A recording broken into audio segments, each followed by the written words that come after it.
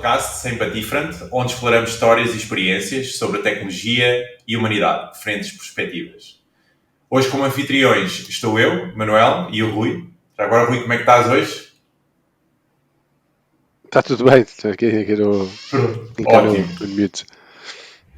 No episódio de hoje, mergulhamos no tópico da inteligência artificial, na música, nas empresas, com o nosso convidado Ricardo Fiel. O Ricardo ajuda empresas a escalar os seus negócios, utilizando o Azure e a inteligência artificial, além do seu trabalho na Microsoft. O Ricardo desenvolve um projeto paralelo destinado a apoiar artistas na sua jornada para se tornarem estrelas, inspirado pelas suas próprias experiências e desafios enquanto artista. Com mais de 15 anos de experiência em startups e empresas globais, tem uma forte experiência como programador, líder de equipas e na criação de parcerias estratégicas. Ricardo é um entusiasta da ação e da realização de ideias. É um grande defensor do trabalho remoto e do equilíbrio entre a vida profissional e pessoal. E é também um ativista pela saúde mental, não é? Um grande defensor. No campo da música, realizou mais de 400 concertos e participa na gravação de mais de 10 álbuns musicais. Bem-vindo, Ricardo, e obrigado pela tua presença, antes de mais. Obrigado, Manuel, Rui. Prazer estar aqui. Ótimo. Olha, eu queria começar já atacando, talvez por onde a gente pode, não é? Ou seja, aí perceber, dentro da tua perspectiva, como é que a inteligência artificial está a mudar o contexto das empresas e até na música? Qual é que tu estás a ver que está a ser o maior impacto neste momento? É uma grande pergunta, mas... dá para uma grande conversa. Exato. Até porque está a mudar muito, não é? Em ambas as vertentes. Se calhar de formas diferentes. Eu acho que... Deixa-me começar pela música e depois já vou às empresas. Há uma grande... Portanto, os músicos, quer queiram, quer não, já estão a utilizar a inteligência artificial mesmo sem saberem há uns tempos. Okay? E o que está a ser possível hoje em dia, nós estamos a ver cada vez mais artistas a criarem em casa. Portanto, não há budgets muito grandes para ir para estúdio. Aliás, não há budgets nenhuns, não é? Para a maior parte dos artistas para ir para estúdios. Portanto, gravar em casa tornou-se uma coisa mais comum e estamos a ver um maior número de artistas a nascer também. De outra forma seria impossível. E a verdade é que o recurso à tecnologia e a democratização da tecnologia tornou isto possível. Portanto, é possível gravar um disco em casa. Ponto final. Okay? Com AI, sem AI, mas é possível. A tecnologia evoluiu tanto nos últimos anos, 5, 6 anos, que nós hoje em dia conseguimos fazer todo o processo, incluindo coisas que antes tinha de ser mesmo feito em estúdio, como por exemplo, sem entrar aqui em grandes detalhes, mas quando se grava um disco ou uma música só, mas quando se grava qualquer coisa, chega ao fim, já depois de tudo feito, e tem de passar por um processo que se chama masterização, que é equalizar volumes, frequências, etc., para tocar bem em todos os sítios. Isso tipicamente deve ser feito por alguém que saiba. Okay? Nos últimos 2, 3 anos apareceram ferramentas de AI que fazem masterização brutalmente bem. E, portanto, um processo que se calhar podia custar, sei lá, entre 50 a 100 euros por música, agora pode-nos ficar a zero ou perto de zero. Okay? E brutalmente bem feito. Okay? Não estou a dizer com isto que os engenheiros de som e de masterização não são necessários ainda, mas é possível fazer em casa e, portanto, com um custo muito menor. E a música, depois há muitas coisas aí, eu não vou meter por esses caminhos de geração automática de música, geração de playlists automaticamente, como é que isso tudo é feito, etc. Mas, portanto, a AI já está na música e está a democratizar muito isto. E só para fechar o tema, aqui há umas semanas ouvi o Billy Corgan dos Smashing Pumpkins a falar sobre isto. E ele pôs a coisa de uma forma brilhante. Que é... não é muito diferente hoje em dia daquilo que era quando os Smashing Pumpkins estavam na garagem a começar. Porque, no fundo, nós músicos estamos sempre a tentar imitar alguém. Não é? Para termos as ideias para aquilo que criamos. E na altura dos Smashing Pumpkins, ele disse, já não lembro quem é que eles estavam a imitar, mas estavam a criar aquilo que depois foram as músicas dos Smashing, a tentar soar a outra coisa, não é? E a tentar tocar como as bandas que eles idolatravam na Com altura. as suas referências, né? Exatamente. E por muito que se diga que não, é o que nós fazemos. Hoje em dia, isso é possível carregando num botão. Não é? E depois, portanto, é só mais rápido, mas a ideia fundamental é a mesma. O princípio continua a ser o mesmo, não é? Ou seja, O princípio é o mesmo. Agora, se eu quero lançar música gerada por AI, à data de hoje, não. Mas que me dá ideias, dá. E assumo sem problema nenhum. No lado das empresas, eu acho que nós estamos a ver uma transformação muito mais rápida do que no lado da música. E em várias vertentes. Portanto, as empresas podem ou tirar partido da AI, se forem empresas de produto, portanto, disponibilizar novas funcionalidades aos clientes com base em AI, ou reinventar completamente algumas componentes com base em AI. Por outro lado, podem, independentemente do que é que a empresa faz, podem adotar a AI para aumentar a produtividade da própria empresa. E nós estamos a ver muito isso. E depois há estudos, há casos reais, partilhados, etc. Mas podemos ver ganhos de produtividade que chegam aos 55% ou mais. Portanto, é muito. Okay? Isto é real e está a acontecer. Ok. Então, tens dois pontos. Eu gostava de começar talvez pela música e expandir isto e depois voltamos a esse tema da produtividade. Quando tu mencionaste ali que alguns músicos hoje em dia já estão a utilizar AI e nem sabem que o estão a fazer. Podes-me dar algum exemplo de onde isso já pode estar tipo, a acontecer? Falaste da masterização, mas não acredito que seja necessariamente na masterização. Ou existem alguns outros pontos, talvez, que isso já esteja a ser utilizado? Sim, tu tens... Sim. Por exemplo, imagina, hoje em dia, a maior parte das gravações é toda digital. Há quem ainda grave em bobines, etc., mas é brutalmente caro e moroso. Gravando digitalmente, estamos a usar obrigatoriamente plugins e efeitos que são digitais nas faixas. Muitos desses efeitos já usam de uma forma ou de outra AI e já são treinados por AI. Por exemplo, um que eu uso bastante é o único instrumento neste momento que eu ainda não tenho em casa é uma bateria. Está quase. À data de hoje ainda não. Tal como muita gente tem sintetizadores, tem guitarras, tem etc., mas não tem uma bateria e não sabe tocar bateria. Mas há softwares que colocam uma bateria automaticamente. Okay? E há vários que fazem isto. E os mais avançados já são tão bons que conseguem pôr uma bateria com as nuances que um humano iria fazer, porque o humano é imperfeito a tocar, não é? E isso é que torna a coisa também boa. O ouvido humano gosta de imperfeição, não gosta muito de uma coisa perfeita. E consegue adaptar estas pequenas nuances àquilo que é o resto da música. E vai aprendendo com aquilo que nós também vamos tocando e com o feedback que lhe vamos dando e ajustando. Estão a usar AI por trás para nos ajudar a compor músicas. Não é? Há algumas, não é só uma, há algumas plataformas agora recentes que geram música e eu tenho visto também algumas pessoas, e eu faço isso, não tenho problema nenhum de admitir, que vão lá, metem aquilo a gerar umas músicas e depois tiram umas ideias. Okay? E portanto aí mesmo que se calhar a música gerada por AI não entre no resultado final, não deixou de ser usada no processo criativo. Okay? Parte do processo. Ok. Pois, de alguma forma, da mesma maneira, se calhar de ir a um chat GPT e fazer um separo de algumas ideias, não é? Às vezes não é necessariamente, não vais fazer aquilo que ele te diz, mas vais testar algumas ideias e a verdade é que aquele separing de iterativo vai-te ajudar a tu desbloqueares e avançares mais rápido, não é?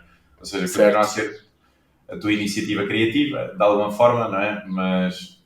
Sim. É aquele conceito de não começares com uma página em branco, em qualquer que seja o tema, né? Portanto, tanto pode ser a criar uma música ou a criar um conteúdo de marketing, a gerar new content para a fazer o advertisement do teu produto, em que um gajo estava ali antigamente, ok, agora três parágrafos para isto, 2 parágrafos para isto, depois lá ele dá-te a ideia, mudas um pouco e tá. Portanto, aí o ganho de produtividade, também como estavas a falar há pouco, é brutal, que é aquele tempo que é necessário tradicionalmente para passarmos da página em branco para qualquer coisa. Esse tempo é quase reduzido. Certo.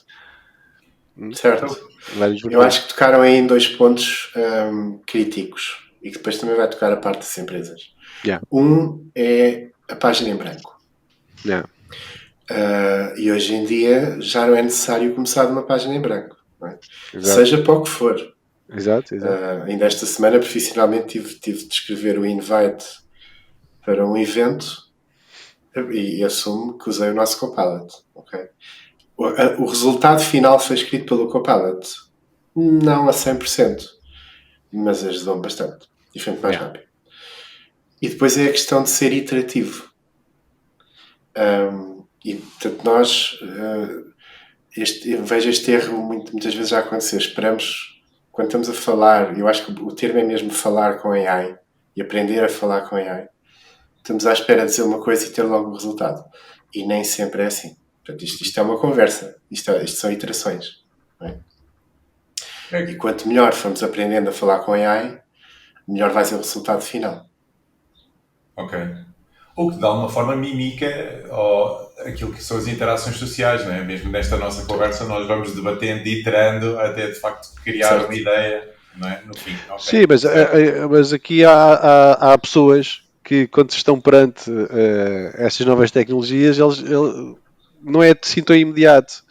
Por exemplo, não quero entrar aqui em muitos detalhes, mas nós tivemos um cenário em que alguém estava a testar, não sei, AI, e o gajo estava a repetir a mesma pergunta 3 vezes. Mas isto não faz sentido, né? Tipo, tu numa conversa não te faço a mesma pergunta 3 vezes seguidas. Não é? Aqui há, e então a questão é que estava a retornar a dizer, pá, eu fiz a mesma pergunta 3 vezes, eu tenho 3 vezes as mesmas respostas diferentes e não é a resposta que eu quero. Primeiro, e vai 3 perguntas iguais seguidas, não é? E depois é normal, tipo, a AI basicamente está a reformular a resposta.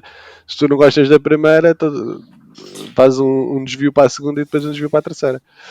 Portanto, nem todas as pessoas estão ainda nesse mindset. Okay? Ou então ainda outra, que eu acho que é a funcionalidade melhor ainda, que é de género, esquece tudo o que eu disse e recomeças, o que é impossível fazer numa conversa, não é? Porque eu vou dizer assim, olha, eu não estou a ir pelo lado, ou seja, não me estás a dar as respostas que eu estou à espera, esquece tudo o que eu perguntei até agora, vamos recomeçar. Já deu, já não dá. Já não dá. Certo.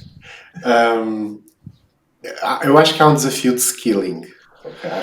Acho que a partir do momento que nós temos estas ferramentas muito democratizadas, há claramente um desafio de skilling e não podemos estar à espera que as pessoas consigam ser experts de um dia para o outro nisto. Eu acho que há muito trabalho a fazer aqui. Eu fiquei positivamente surpreendido. Portanto, o ChatGPT foi lançado em novembro de 2022. Em janeiro de 2023, logo ali no início, eu entro no quarto do meu filho mais velho, ele na altura tinha 11 anos, e olho para o lado e ele estava a fazer um trabalho de história, né? E tinha o ChatGPT aberto, e eu nunca lhe tinha mencionado o ChatGPT. Isto ainda estava muito, portanto, de novembro a janeiro foi quando a coisa começou a ficar mais falada. E naquele momento eu perguntei, o que é isso? E ele, é um site novo, que a malta está a usar, isto já queres ver? Então ele estava a fazer um trabalho sobre o terremoto de Lisboa usando o ChatGPT. Agora, claro que ele não sabia falar com aquilo. Não é? Portanto, as respostas que ele estava a ter, quer dizer, não é que não estivessem corretas, mas ele precisava fazer um PowerPoint. Então eu fiz o que qualquer pai decente fazia, ensinei-lhe a escrever um prompt para gerar um PowerPoint. Mas depois obriguei-o a ir ler o livro de história. O que aquilo mostrou foi que em janeiro de 2023, portanto há mais de um ano, crianças de 11, 12 anos já estavam a usar aquilo para a escola. E portanto nós vamos agora levar com esta geração toda de malta que nasceu e estudou com aquilo quase desde o início. Lado a lado mesmo. E vão ter uma vantagem brutal. Portanto, agora temos que olhar para o resto da sociedade e perceber como é que nós conseguimos dar as skills necessárias a toda a gente para conseguir falar com a AI ao mesmo nível do pessoal que já usa aquilo há mais tempo e que nasce um bocado com aquilo. Não é? Porque é inevitável, quer dizer, nós estamos a começar a ter AI em quase tudo na nossa vida. De uma forma ou de outra. Portanto, é inevitável aprender a falar com aquilo. E quando eu digo aquilo, há nas suas várias vertentes. Isso é interessante. Bem, isso até me faz pensar na altura, na questão da internet, não é? E depois, entretanto, dos motores de pesquisa, que eu lembro na altura, quer dizer, comecei a utilizar a internet, já era adolescente, não, um bocadinho mais tarde, talvez, mas por aí, e entretanto, depois quando apareceram os motores de pesquisa, foi uma coisa que me surpreendia muito também. Eu depois acabei por seguir engenharia, sou mais técnico, não é? Era as pessoas não saberem sequer utilizar um motor de pesquisa, porque na altura não era com linguagem natural, era mesmo, tu tinhas que utilizar os termos certos para encontrar ali uma interseção, não é? Através de uma expressão booleana para... E já, hoje em dia já vês, não é? O próprio motor de pesquisa também agora permite ter alguma linguagem natural e ele próprio também é mais inteligente, por assim dizer. Mas isso faz-me lembrar dessa altura, não é? Que houve ali uma necessidade de um upskilling até toda a gente também estar acostumada e saber pesquisar online, não é? E agora... Ok. O que é que tu vês, ainda na música, por exemplo, sendo mais fácil agora, também com a utilização de todos estes recursos, tu não vês algum risco? Porque uma coisa que me passa é, quer dizer, agora é tão mais rápido, não é? Criar música e sons e seja o que for, que eventualmente não pode vir a acontecer termos música a mais ou tanta criação ou eventualmente que tínhamos talvez menos hits como tínhamos antigamente, não é? Nós temos músicas que perduram desde os anos 80 ou até antes disso, que são, tipo, que marcaram na história. E eu acredito que talvez esteja implicado do ponto que na altura não havia muito, mas pelo facto de ter ali criado algo ali à volta. Vá lá, esta massificação representará algum risco para nós e para os artistas, de uma forma geral? Eu não sei se lhe chamaria risco. Uma coisa é certa. A noção de como nós consumimos música está a mudar muito. Okay? Como nós, desculpa? Como nós consumimos. Enquanto ouvintes de música, certo. As coisas mudaram muito. Eu vou andar até aos anos 50. Acho que é, portanto, no mundo moderno, se calhar é a época onde começaram a sair o Elvis Presley, essa malta toda. Portanto, músicas ficaram um bocado para a história, embora obviamente já houvesse de trás. Nós deixámos de ter o conceito de álbum, por exemplo. Hoje em dia os álbuns já são uma coisa muito de nicho, não é? A não ser que sejam artistas brutalmente conhecidos, mas hoje em dia é muito mais na base da canção. Ok, certo. Ou seja, as plataformas digitais que surgiram, o consumo muito imediato e muito rápido fez com que hoje em dia seja dado muito mais atenção à música do que a um disco, por exemplo. Okay? E repara, vendem-se mais vinis do que CDs. E não se vendem assim tantos vinis no mundo. Portanto, quer dizer que quem compra o disco em si, quem quer o disco, tipicamente compra em vinil, bem, não é muita gente. Não é? O resto das pessoas ouvem playlists e ouvem músicas e ouvem aqueles algoritmos inteligentes. Não é? Exato. Passámos de álbum para playlists, não é? Exatamente. Talvez mais. Exatamente. E agora, se calhar, vamos ter até outra evolução, que é a duração das músicas está a baixar. Ok. Ainda mais? Ainda mais. Repara que elas começaram por ser mais curtas. Portanto, nós tínhamos aquelas músicas nos anos 60, aqueles hits pop, dos 60s, dos Beatles, etc., que eram músicas ali muito nos 3 minutos. Depois, nos anos 70, etc., como vem mais o psicadelismo, as coisas foram crescendo, músicas maiores, mas estamos a voltar outra vez a ter músicas mais pequenas. E porquê? Porque o conteúdo de hoje em dia nas redes sociais permeia muito o que se chama short form content, portanto, conteúdos até um minuto. E repare que as músicas, quando nós submetemos a música ou um disco para os serviços que depois colocam as músicas no Spotify, no Apple, no Instagram, TikToks, etc. Portanto, aquilo é tudo feito através de um distribuidor. E há vários. Quando nós submetemos a música, nós podemos até dizer qual é o momento de início que essas plataformas devem considerar, porque essas plataformas só vão usar um minuto. Portanto, quando eu procuro uma música nessas plataformas, o que eu vou encontrar não é a música, mas é um minuto da música. E é sempre o mesmo. E, portanto, eu posso especificar qual é o minuto que eu quero, ou então deixo a plataforma escolher. Desculpa, isto está relacionado, por exemplo, num exemplo prático, quando vamos ao Instagram, vamos ao nosso story, depois adicionamos uma música que tem logo lá três marcas a dizer, olha, quem é que deves... Tipicamente é aqui que a malta escolhe para passar os teus 10 segundos ou 15 segundos que tu queres para as posturas. Tal e qual.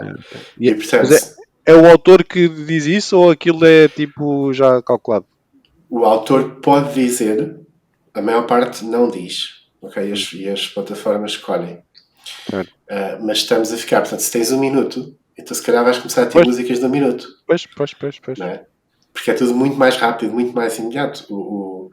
O tempo que decide, eu estava a ler isto no outro dia, o tempo que decide, por exemplo, no TikTok, se um vídeo continua a ser promovido ou não, é os 3 primeiros segundos, sendo que 90 e tal % das pessoas em média só vêem o primeiro segundo de um vídeo.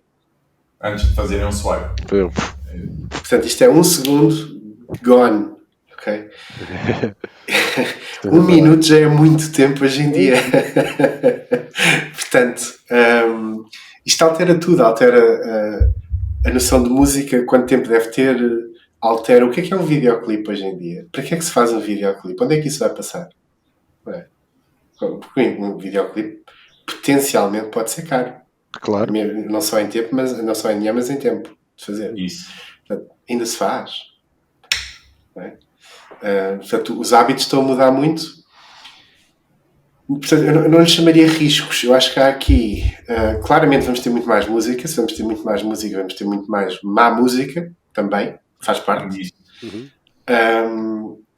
E hoje em dia, já não lembro dos números, mas são assustadores o número de músicas que são colocadas por dia no Spotify. São milhares e milhares e milhares por dia. Okay? Portanto, como é que uma música fura por aí e consegue chegar aos ouvintes? É brutalmente complicado hoje em dia de fazer. Mas por outro lado, também há muito mais oportunidades porque é possível, e temos exemplos, não é? De artistas completamente desconhecidos que não têm meios financeiros para promoções, etc., que através deste tipo de tecnologias conseguem chegar a massas. Pois, com acho poucos isso uma recursos. coisa positiva. Exato, com poucos recursos, muitas vezes sem teres o apoio. Bem, eu penso do meu filho, né, mais velho, que ele tem uma banda, está a fazer uma tour neste momento na Europa, e o que aconteceu foi isso. Eles próprios publicaram, editaram as músicas, completamente fora, até porque as músicas em média tinham todas 10 minutos, mas o objetivo dele é: nós temos que criar 4 músicas porque queremos tocar ao vivo, e se nós não tivermos um álbum, então eles próprios para tocar ao vivo, olha, criámos estas 4 músicas, eles próprios publicaram, colocaram tipo online e ganharam tração sobre isso. Ou seja, a parte deles não ter, e os recursos que eles necessitaram na altura era isso, era a internet e os instrumentos onde tocavam, não é? É isso. E depois um amigo que usa para masterizar. Por isso é que fez-me pensar, porque eu já tive essa conversa também com ele da parte da masterização e ele é muito, digamos, picky nisso. Na pessoa que vai masterizar o álbum, porque não é? Porque tem um toque pessoal, não é? Tem um toque pessoal. Exato. É o que ele procura, pelo menos a sonoridade. Yeah. Okay. Pode, se calhar, até perceber melhor os artistas, né? E o que é que eles vão querer no fim. Então conseguir dar esse wrap-up final. Mas ao mesmo tempo é isso que eu também já vi no tempo, porque eu já acompanhei uma sessão deles de discussão e vejo talvez como o AI também pode ajudar nisso, porque muitas das vezes eles vão procurar sonoridade de género, para a masterização, há esta banda, aquela banda, e eu gosto, estás a ver, uma forma como isto talvez se intersecte tudo.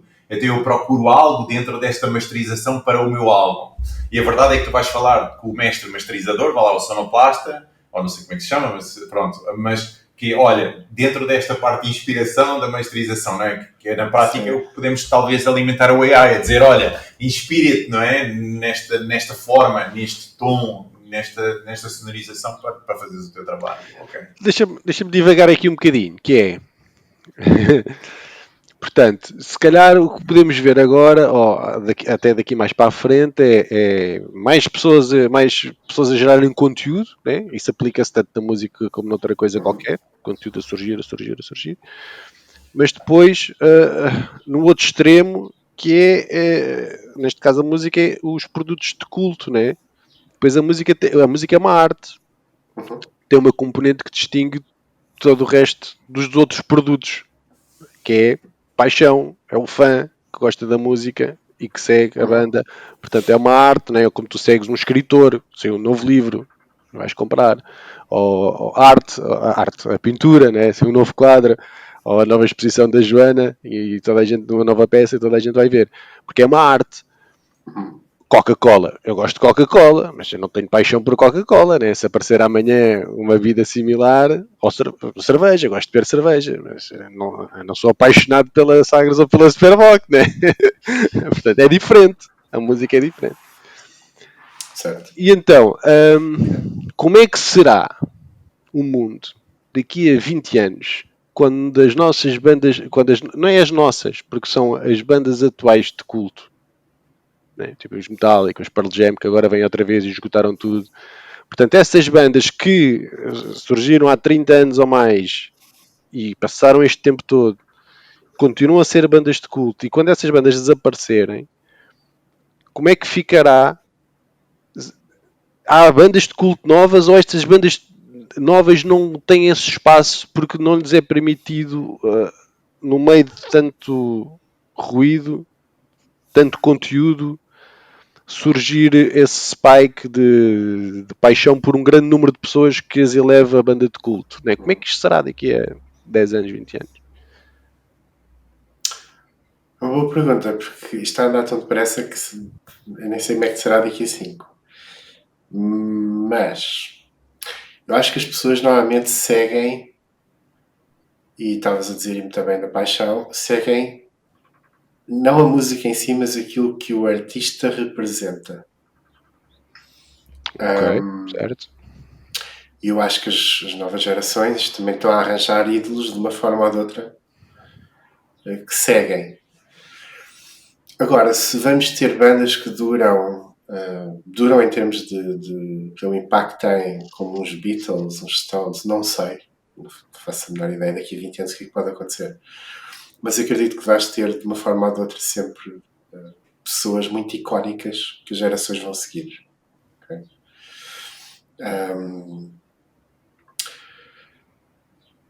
Repara que eu acho bom estes exemplos de pessoal que de outra forma seria impossível. Que de repente chegam às massas e conseguem influenciar outros e conseguem quase sem orçamento nenhum fazer isto acontecer. Acho que vamos ter muito mais disto. Agora, tal como tivemos um shift para short form content,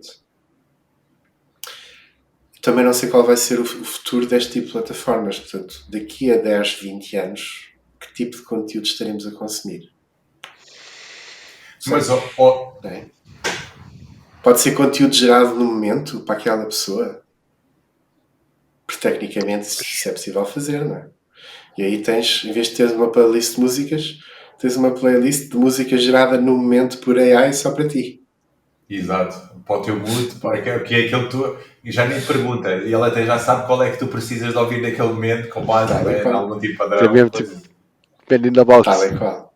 Mas eu acho que as pessoas vão sempre querer seguir a história e seguir o carisma e seguir outras pessoas com as quais se identificam. Eu acho que isso vai sempre acontecer. Nós somos seres humanos. Porque tem a componente do artista, não é? Isso que eu penso, é de género. E lá está, eu tenho um exemplo que é muito perto de mim, é isso que eu vejo. Tem o conteúdo, obviamente eles têm competência naquilo que toca e tudo mais, mas as pessoas que vão lá, seguem e escutam, é a presença em palco, é toda a parte da história. Eu percebo, hoje em dia tu ouves uma música e se tu identificas aquilo, vais querer seguir, vais segui-los no Instagram ou numa rede social qualquer para conheceres, para te relacionares com o artista, e aquilo começa a ser uma marca.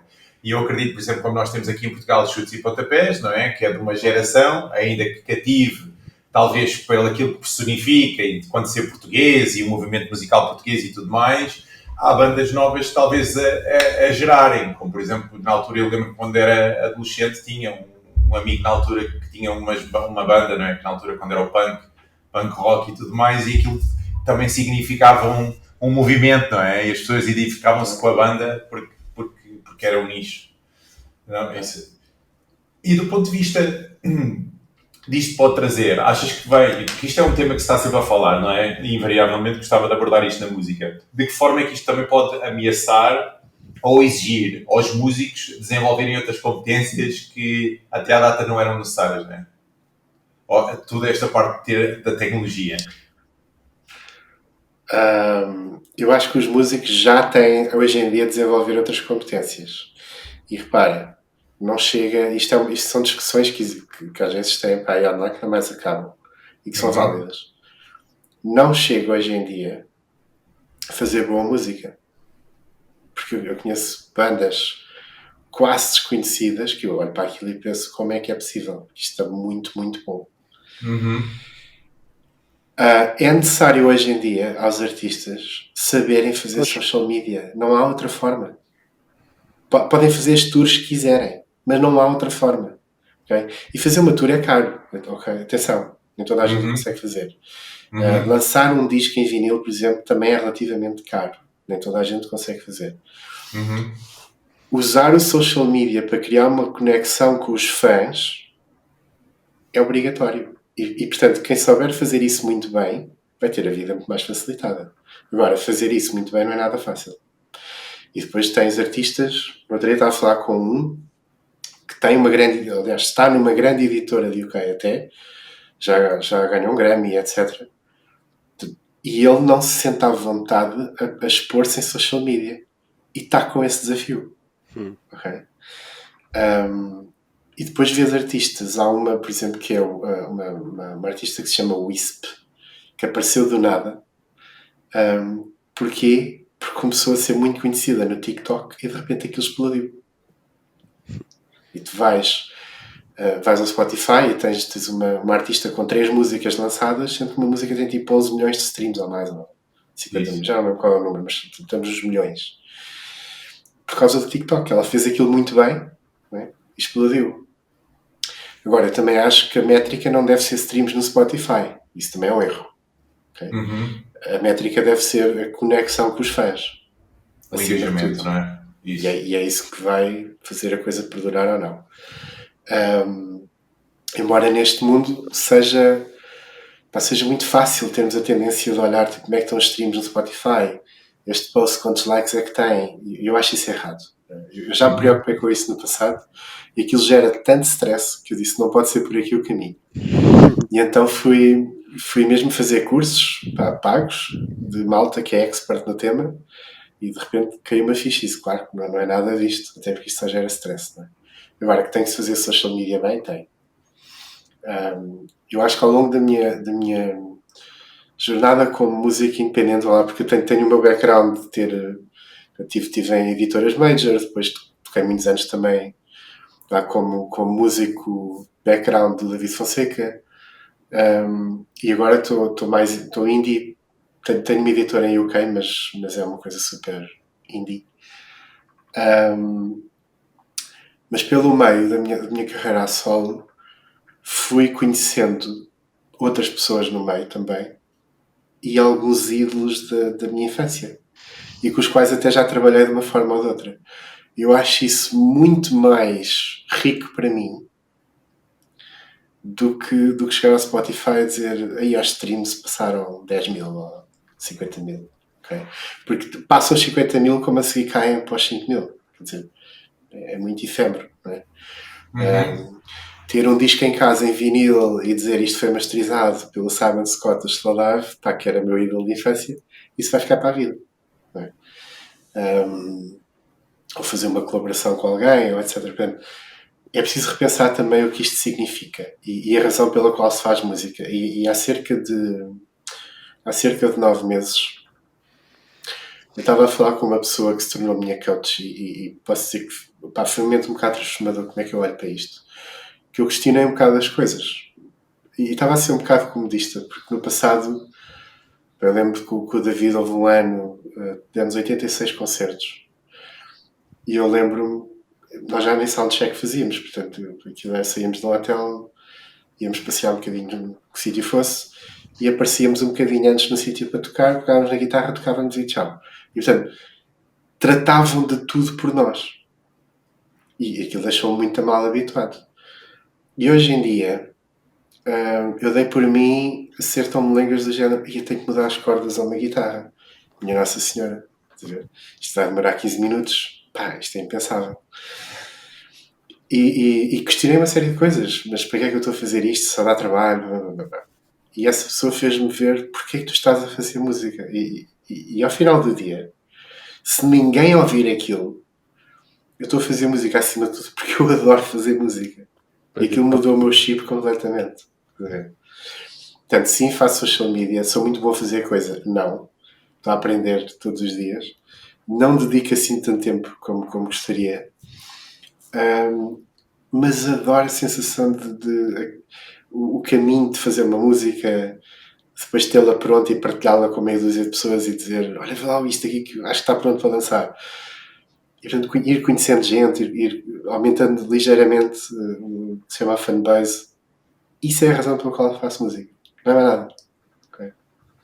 Portanto, é preciso também... E para as outras bandas que andam por aí a tentar subir, né, neste lago de tanto conteúdo gerado, o que é que depois vai realmente contar, por exemplo, para tu conseguires entrar num line-up do Alive ou de um festival, né? Portanto, agora saindo aqui do indie, ou seja, se não é pela venda de discos, se não é pelo número de listeners no Spotify, o que é que hoje em dia a indústria está a olhar para escolher o A em vez do B, sabes?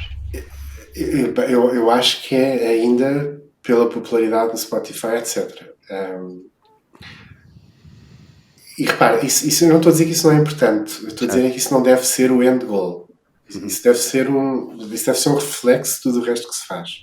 É a consequência, é um trabalho, digamos, não é a causa, é mais a consequência ao nível europeu. Exatamente. E que é relevante no sentido de te manter, ou seja, se queres viver da música, ou seja, se queres fazer algo que tu gostas e queres viver disso, de alguma forma isso tem que trazer valor para outros, não é? E digamos que atuar num festival, não é? De grande, digamos, esse pico, há de ser uma coisa porque traz valor para algum motivo, não é? É o que eu costumo dizer ao Alisson, que tem uma banda. Tu estás a resolver o problema das pessoas. E ele olha para mim assim muito perplexo a primeira vez que eu lhe disse. Ele, mas como assim? Sim, as pessoas querem sair à noite no fim de semana e querem se divertir. Estás a ver? E estão à procura de alguma coisa tipo para fazer. E tu estás a atuar em palco e esse é o problema que tu estás a resolver. Ok, e tipo, pronto.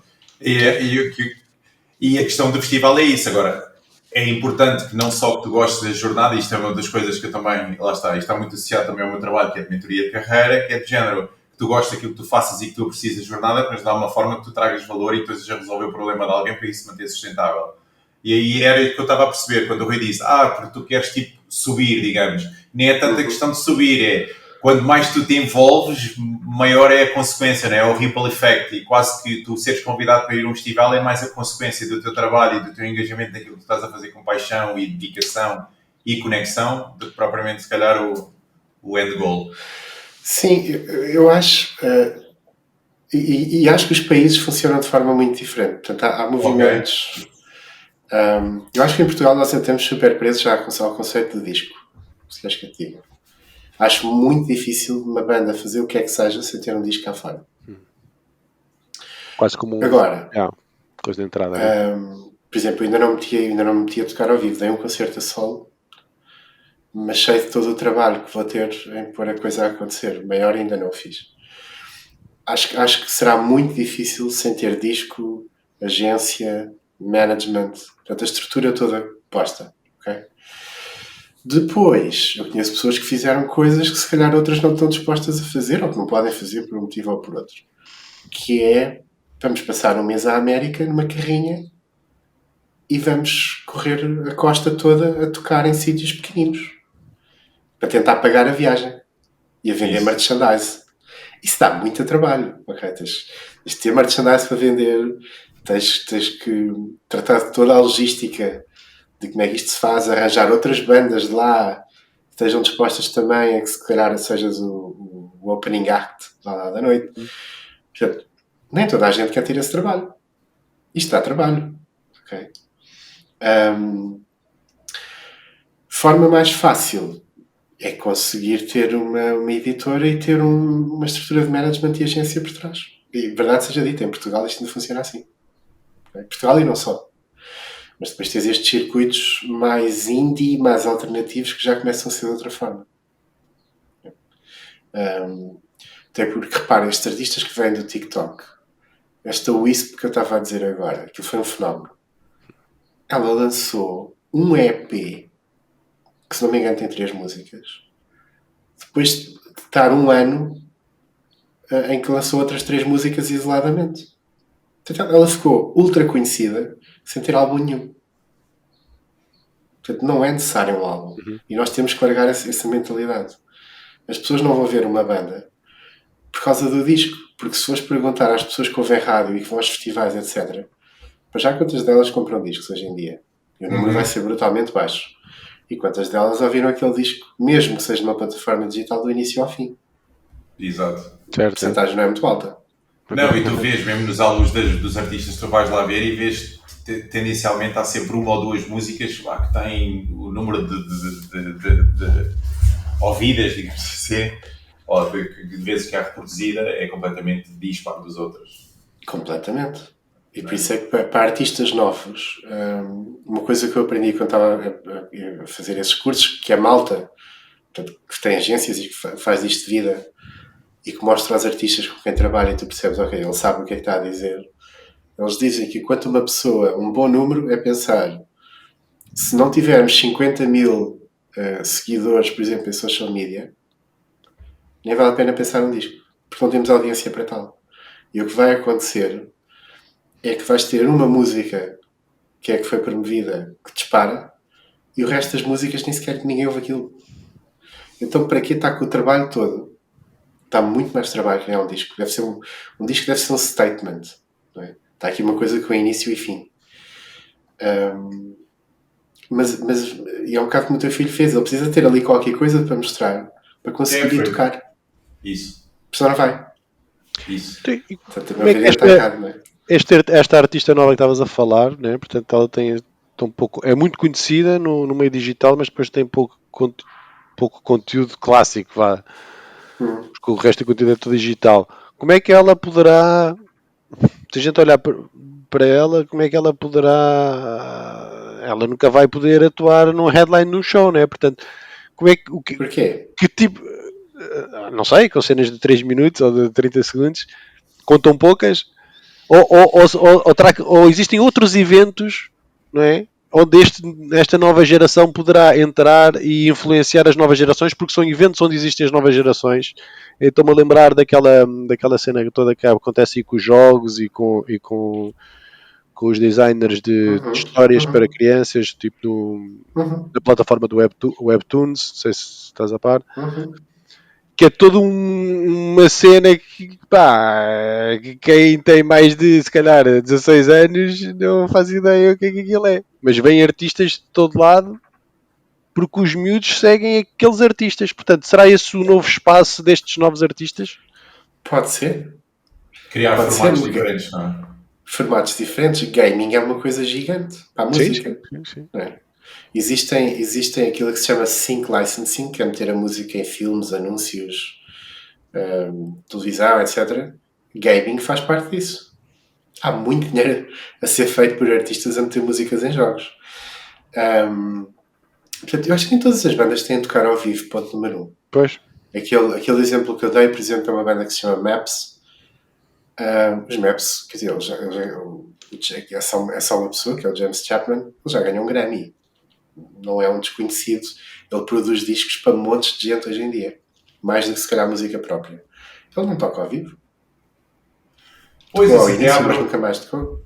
Abre outras portas, não é? Que é de género, para alguém que queira criar música e que não goste necessariamente e não queira desenvolver a componente, digamos, de performance live, quer dizer, tem um caminho que pode seguir hoje em dia também com toda esta parte, não é? Ok.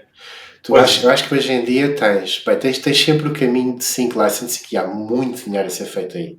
Há artistas que se especializam a fazer músicas para filmes, etc. E é uma fonte de rendimento. Aliás, arrisco-me a dizer que é a maior fonte de rendimento para artistas que fazem isso. Ok. Muito mais do que turnés. A não ser que sejas um artista gigante, obviamente. Sim. Com gestões ao U2 ou uma Taylor Swift, ganham milhões com as tours, mas também, quer dizer, estamos a falar do top do top em termos de estrelas, não é? O average person se calhar nem vai ganhar dinheiro nenhum com uma turnê, aliás vai perder. Sim, vai ter que vender merchandise no sítio, etc.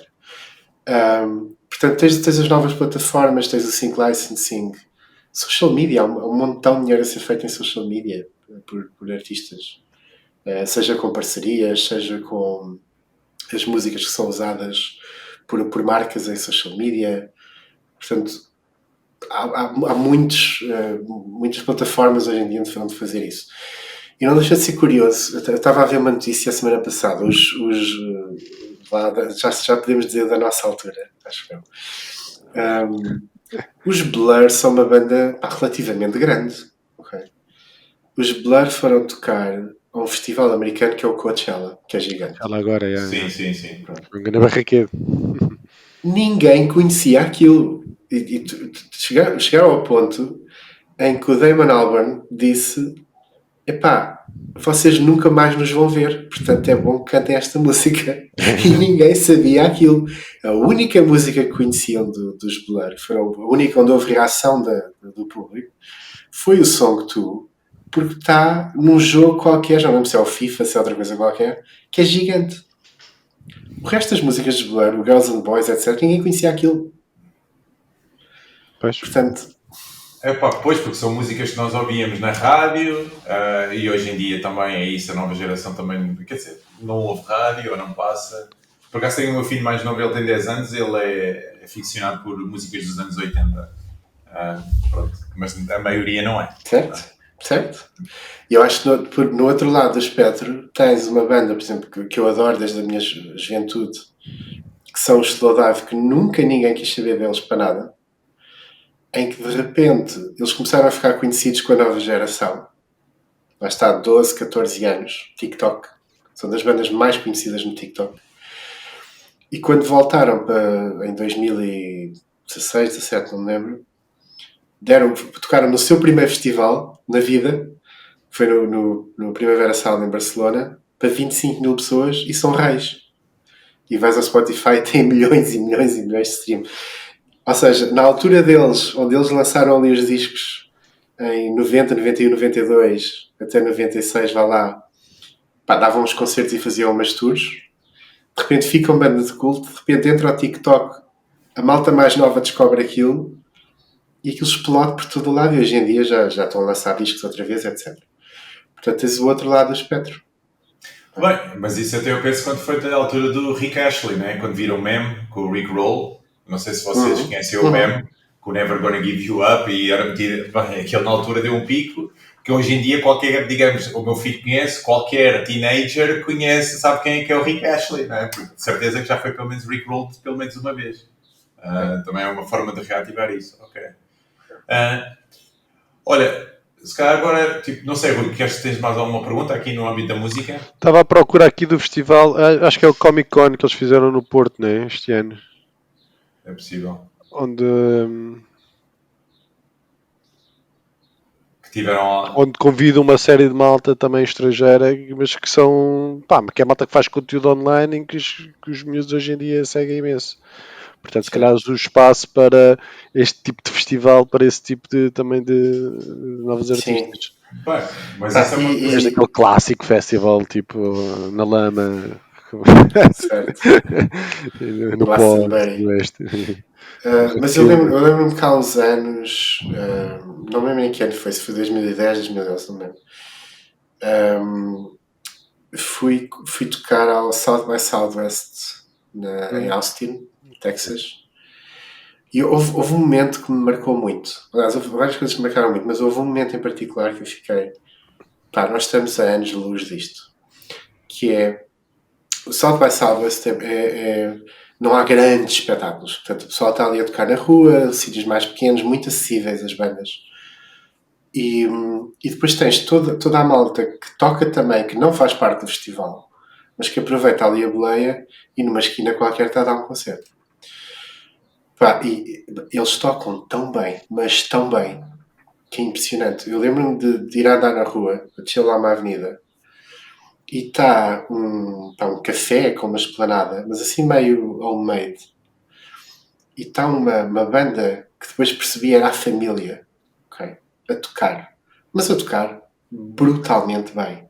Eu lembro de parar, eu estava com o David da Fonseca nesse dia, nós parámos, ficámos ali a olhar para aquilo e a pensar, pá, esta malta, a música era espetacular, tocavam, pá, inacreditavelmente bem. Portanto, tinham tudo para fazer parte do festival, mas não, era uma família que tinha um restaurante, tipo café, que tinha um quintal, que era virado para a avenida, por acaso, e então eles davam ali concertos para quem quisesse. Pá, e este tipo de mindset não há muito, mas na América eles fazem isto muito, muito bem. Bem, se tu colocares um social media, uma estratégia de social media em cima disso, eles têm um potencial para viralizar online. Tal e qual. Bem, só a história que tu dizias né, de tocar de quintal na avenida, quer dizer, isto é toda a história, isto aqui metido viraliza, claramente. Então, pois, porque isto aqui é o que me passa e que reflito, que me passa logo pela cabeça é isso. Isto abre imensas. A tecnologia, não só a inteligência artificial, mas a tecnologia como um todo, ajuda a que pessoas que de outra forma, digamos, democratiza melhor ou democratiza o acesso, digamos, a poder viver mais disto ou poder levar mais além este talento ou estas competências. Então, eu posso também subentender, ou isto é uma das coisas que eu reflito muito, quer dizer, nós hoje em dia, se quisermos fazer algo, e sobretudo neste tipo de atividades, é não só o content, não é? O social media, mas a parte nós temos um personal branding. A questão de nós termos, representarmos algo e de sermos algo para alguém é absolutamente indispensável. E depois leva-me para a questão de criação de conteúdo, que é uma coisa que eu penso muito. Eu estou a ver que daqui a uns anos toda a gente que está a criar conteúdo. Seja através de uma organização, seja até a nível individual. Isto faz sentido ou não? Porque eu penso bastante nisto, mas eu vejo que talvez, provavelmente, daqui a 10 anos vai andar tudo nesta cena.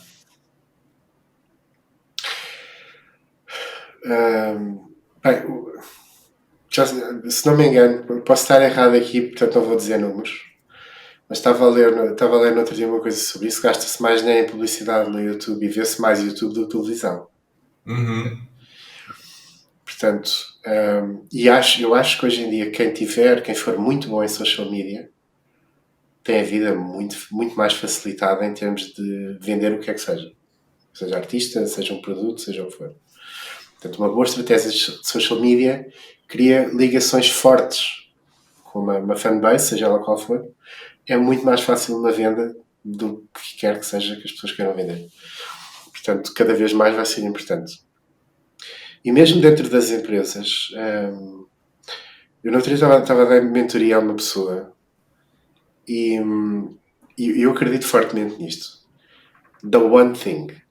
Portanto, dentro das empresas, e quanto maior a empresa, se calhar mais verdade isto é, se uma pessoa quer ser reconhecida por algo, qual é a coisa pela qual essa pessoa se destaca? Não é? E às vezes é difícil encaixar isso, porque tendemos a querer ser muito bons em muita coisa. Não. Qual é the one thing em que quando esse tema surgir as pessoas vão dizer, ok, a pessoa para isso é aquela. Okay? Portanto, isso envolve, obviamente, não só ser muito bom naquilo que se está a falar, mas ter essa componente de personal branding e que é necessária. Para ser assertivo a comunicar, não é? Ou seja, ser... Ok. Pois, e aqui a inteligência artificial poderá, quer dizer, não só na comunicação, mas toda a criar tipo estes meios, talvez. Eu acho que a inteligência artificial, repara, deixa-me partir em dois, portanto, criação de conteúdos e depois produtividade. Criação de conteúdos.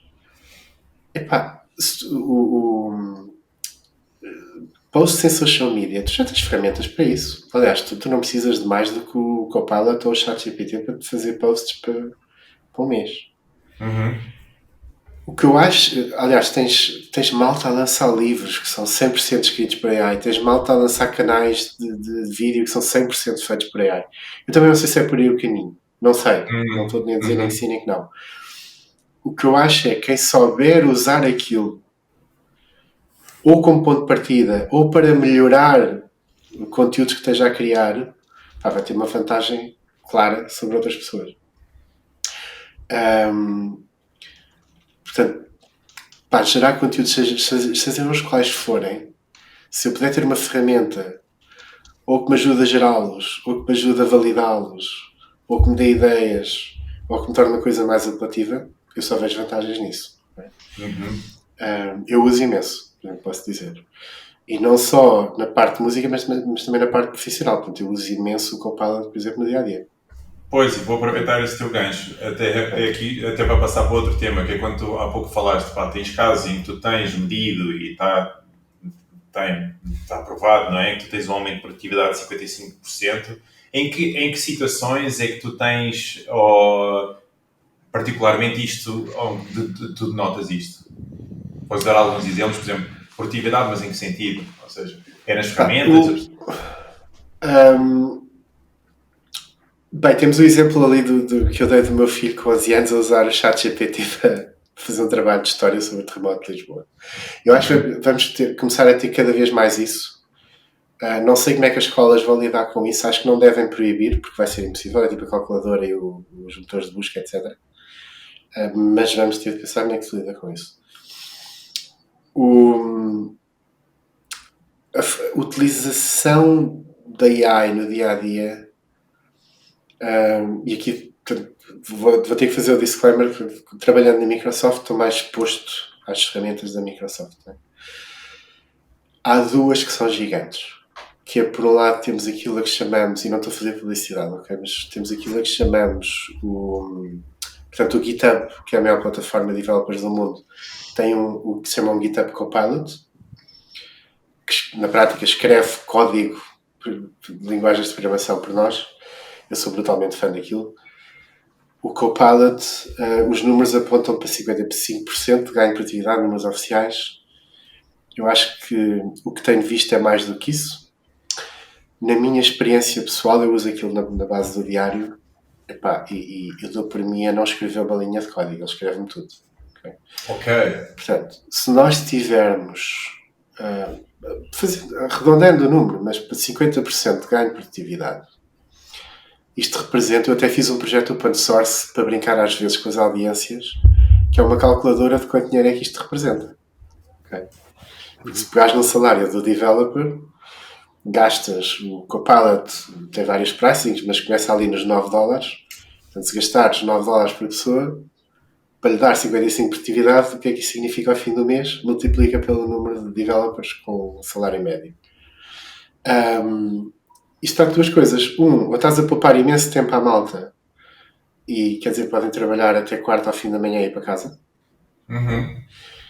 Ou então, podes trabalhar em problemas melhores. E eu acho que é a segunda. Okay. Há sempre... Eu acho que à medida que as coisas vão crescendo, não é que se vai tendo mais problemas, é que os problemas vão sendo melhores para resolver. Não é? E portanto podes ir, se estás com uma produtividade tão alta, podes ir resolver problemas melhores do que necessariamente estar a escrever mais código, ou que seja, mais código leva a mais possíveis erros. Portanto, há inúmeros ganhos aí. Isto mais uma vertente técnica. Depois tens numa vertente mais de business, ou para toda a gente, tens o outro Copilot, que é aquele que está no Word, no Excel, no Teams, no Outlook, etc, etc. No Bing. E eu dou por mim a fazer coisas que nunca tinha feito no passado. Por exemplo, o mais tiriquedo é o do Teams, que é, eu estou numa call de Teams com alguém e no final peço, ok, resume isto. E é literalmente carregar um botão. Okay? E se quiser ser mais específico, digo, ok, resume isto, mas olha, dá-me o contexto e depois dá-me next steps em bullet points. E ele põe logo as pessoas, quem é que ficou com o quê, etc. Portanto, só isto, sem ter que fazer mais nada, tipo, carrega no botão. Não tenho que mandar um mail a seguir e pensar, ora bem, o que é que o outro disse? Eu já não tomo notas durante as reuniões. Zero. Quer dizer que uma pessoa pode pensar, ok, grande coisa. É. Porque significa que quando estou numa reunião estou 100% focado no que as pessoas estão a dizer. Já não estou a tirar notas. E não é só isso, é o overload que imagina, se quando estás num dia com back-to-back calls e não sei o quê, quando chegas ao fim do dia não tens de estar a fazer as minutes e mandar. Certo?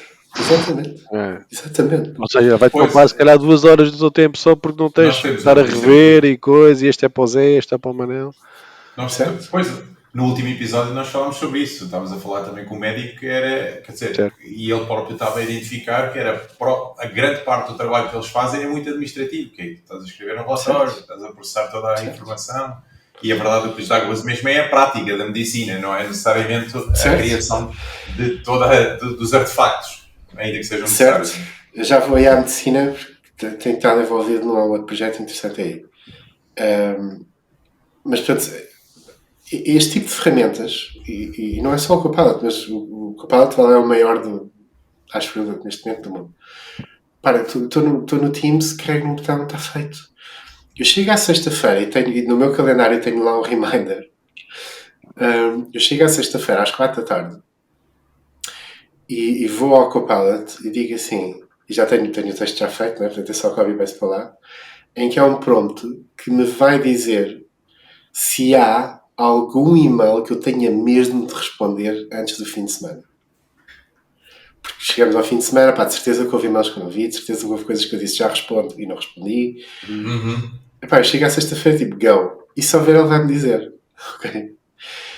Portanto, PowerPoints, podes pegar num texto Word ou no que seja e aquilo escreve. Não é que te vais gerar o PowerPoint final, mas vai-te fazer logo muito trabalho. Eu, por exemplo, detesto Excel. Não é teste, não é uma palavra. Não sou bom no Excel. Okay? Pá, com o Copilot no Excel eu dou para mim a fazer tudo e mais alguma coisa. Porque eu tenho que lhe pedir coisas, já não tenho que saber como é que se faz. Portanto, são exemplos a mais. Eu acho que esse de. Isto está a entrar pelas empresas a torto e a direito e estás a começar a ter dois tipos de pessoas. Os que estão a usar este tipo de tecnologias no dia a dia e estão a andar muito mais depressa do que o normal. E aquelas que ainda estão a olhar para isto numa de se calhar isto até pode ser bom. Mas não é o suficiente, então pronto. Nós já passámos essa fase, eu acho que o mundo já provou que não é que isto vai fazer as pessoas, as empresas andar muito mais depressa. Portanto, agora é preciso aprender a falar com isto. Isso. Pois, porque então do que eu entendo é não é perfeito e mais do que está à espera é que fique perfeito, é de género como é que eu posso, não é, começar já a trabalhar com isto ou começar já a tirar proveito disto de alguma forma, não é? Certo. E daí o tal upskilling, ok. E no caso da medicina tu falaste muito bem, não és a primeira pessoa que menciona esse desafio, que é os médicos perdem imenso tempo na parte das notas e do histórico e dos follow-ups e portanto tu já tens tecnologia que faz isso automaticamente. Eu lembro-me de ver um evento nosso, não me lembro qual era o nome da empresa, não era portuguesa, mas ver um evento nosso, que se não me engano foi o Build ou o Ignite, eu não lembro, aqui há uns meses, e houve uma empresa, penso que norte-americana, que fez uma demo de um software que já está a ser usado, que aquilo está continuamente à escuta da conversa entre médico e paciente, e no final está aqui. Pá, e faz um resumo de tudo o que foi aquilo, estão aqui as notas do médico, está feito. O médico não tem que fazer nada. Portanto, já estamos a ir para este tipo de cenários. Ok. Há uma das coisas que também me atraiu, tipo, a atenção, ou também suscitou interesse, é porque tu és um defensor do trabalho remoto, do balanço também entre trabalho e família, não é? De que forma é que tu vês também, ou vês alguma forma em que a inteligência artificial possa ajudar também nesta dinâmica, não é? Porque começamos a ver a inteligência artificial em todo lado, de que forma é que isto também pode ser, digamos, um risco ou mesmo uma oportunidade para facilitar isso? Eu acho que é uma oportunidade. Eu sou muito defensor, eu detesto o termo work-life balance. Eu sou muito mais defensor do termo, porque acho que, quer dizer, o que é isto da vida e do trabalho? Estão-me a dizer que o trabalho não é vida e que... Ok, válido, sim. Portanto, eu gosto de olhar para a coisa holisticamente. Eu gosto mais do termo integração da vida pessoal e profissional. Ok. Eu digo isto publicamente, eu não sou fã de ver organizações a puxar por muitas horas de trabalho, por exemplo, working overtime. Acho que isso nunca vai correr bem. Okay? Eu acho que a tecnologia hoje em dia permite as pessoas terem muito mais flexibilidade. Por exemplo, o modelo híbrido que tanto se fala hoje em dia e a própria Microsoft fala, portanto estou aqui um bocado a falar contra nós, mas eu não gosto muito da palavra híbrida, porque de repente começas a ver coisas do género, as pessoas têm de vir ao escritório à segunda e à quarta e à quinta, ou então, eu acho que não é por aí. A palavra-chave deve ser flexibilidade. E deve-se integrar as vidas pessoais, que já são complexas o suficiente, com as profissionais, que cada vez também estão mais complexas. A tecnologia e o AI, só este tipo de coisas do género, sumariza-me esta reunião. Repara, eu acho que as pessoas vão a reuniões a mais, no geral. Okay? Porque em muitas reuniões as pessoas não estão a fazer nada. Basta saber o que é que foi aquilo, qual foi o outcome, mas isso eu não preciso estar lá. Isso. Portanto, e já começo a ver muito isto. Pessoal que não vai, porque não é obrigatório lá estar. Ou seja, nem é obrigatório, não vai ter valor nenhum estar naquela reunião, nem vai acrescentar, nem vai tirar. Convém saber no final o que é que foi decidido. Ok, porra, então, mas isso carrega no botão e a pessoa sabe, não é? Portanto, isso pode ajudar muito. Eu dou por mim a fazer muito isso. Vou a reuniões passadas, onde não participei. Com o Copilot peço resumos e peço key points, etc. Depois posso falar com o Copilot sobre a reunião específica, se tiver detalhes que preciso saber. A história dos e-mails, tipo, para dar uns e-mails que eu preciso mesmo responder antes de fim de semana. Isto é super útil. No âmbito da música, até da parte da organização, já tocámos em alguns pontos, mas de uma forma se calhar mais explícita. O que é que tu aconselharias a quem está agora na área da música? Seja até se quiseres falar mais do teu projeto também, acho que pode ser interessante. Mas o que é que conselho é que tu utilizarias para as pessoas também, lá está, alavancarem a sua atividade com a tecnologia ou com o uso do AI, por exemplo? Eu acho que, acima de tudo, olhar para o AI como uma boa ferramenta para nos ajudar. Okay? E ainda vejo muitos artistas olhar para a AI a dizer nem pensar, eu não quero ter nada a ver com isso, não quero usar AI, não quero ter nada a ver com... E há muitas discussões da parte legal, se os modelos são treinados com músicas comerciais, o que acontece. Eu nem vou entrar por aí. Sim. Acho que as dores de cabeça legais não vão parar nos próximos tempos, mas temos aqui tecnologia para cada vez melhor que nos ajuda muito mais facilmente a chegarmos onde queremos. Depois temos toda a parte de então como é que nos damos a conhecer, não é? Como é que criamos essas conexões com os fãs, etc. Eu acho que aí hoje em dia a social media é a forma mais direta. Portanto, tentar fazer isso cada vez melhor, como o teu filho fez, conseguirem e dar uns gigs por aí, força, não é? Nada de mal vem daí, antes pelo contrário. Sim, eu pensei, eu se calhar consigo produtizar isto. Então comecei a fazer uma appzita para me ajudar a planear as músicas. Depois os algoritmos do Spotify, etc., também querem ver as músicas lançadas com certa cadência.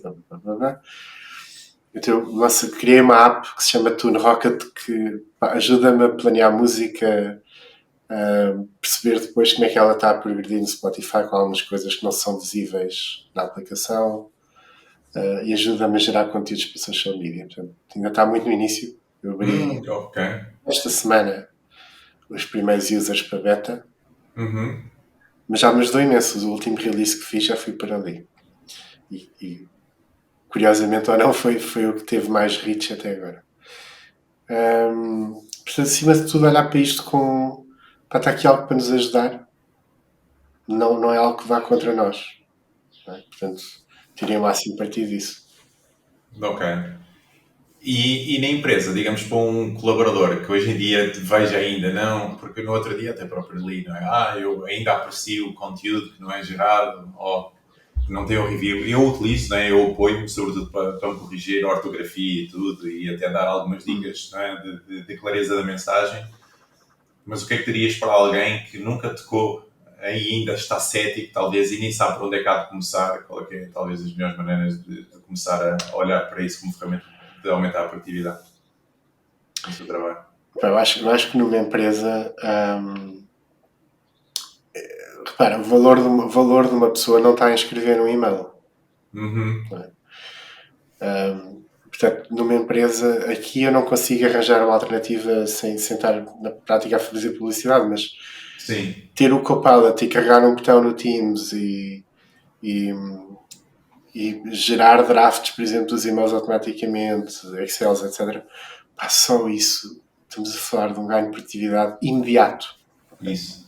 Só isso. Sem E fazer depois nada. vais Só carregar botões. e depois vais resolver problemas que valem a mesma pena, né? Do que estar Certo, ali exatamente. 30 minutos de volta do e-mail, não é? Ok. Exatamente. Faz sentido. Ok. Rui, tens alguma última questão? Ou... Não, acho que fizemos aí uma boa abordagem ao tema e à parte da música também. E abordámos também temas que falámos já noutros episódios. Ok? Portanto, Ricardo, se quiseres escutar, temos um episódio Já escutei. com uma pessoa na área de educação. O último foi na área da medicina. Fomos mais a fundo nos temas, claro. Portanto, acho que nós chegamos ao fim de cada episódio sempre a pensar, ok, estas áreas depois no fundo estão todas tocadas, apesar de as explorarmos individualmente, as coisas estão sempre todas relacionadas e acho que foi novamente mais um excelente episódio. São princípios semelhantes. Sim, mais uma vez. Obrigado, Ricardo. Obrigado, Ricardo, pelo teu tempo. Muito obrigado.